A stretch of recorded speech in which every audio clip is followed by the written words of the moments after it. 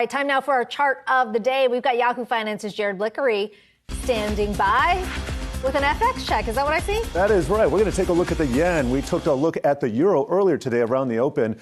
By the way, it's reaching parity with the dollar, but we're taking a look at the yen right now. And we can see at 137, not anywhere near parity. But let's take a look at the year to date. Usually, you don't see currencies trend like this. This is a huge move. And in fact, right now, the Japanese yen is at the highest level in about 2 decades. And you can see really just screaming past these highs here, these highs from 2006, 2007. This trend really began back in 2012. That was the lows there. That was after the global financial crisis. And we saw a liftoff here. We got a pause around some of the turbulence that we had in 2015, but screaming higher. Now, the implications for this are pretty big. Usually, this is a good sign because it means it's risk on. But however, with Japanese GDP at about debt at about 250% of GDP, there's some speculation that the central bank may lose control of interest rates. And so there may be a change in policy.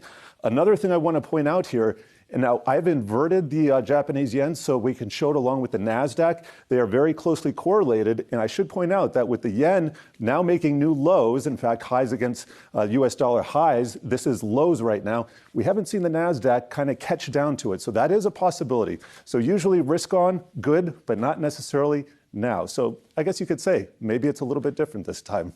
Yeah, yield curve control not working so well for the Bank of Japan. No control. I mean, there's been arguments. Some would say once the Japanese yen hits 140, that's when the Bank of Japan would step in. But I guess the question on the other side is, can they really do anything when this is more about the dollar than about the yen? It is. I think they have their hands as tied as Chair Powell here in the U.S. So it's really difficult to see how this all plays out. There are lots of moving parts, but this is a multi-decade trend that we've been talking about. So when those reverse, you got to pay attention. Big things potentially on the horizon in currency land. We know because it's highly leveraged that can lead to instability in all risk markets, guys.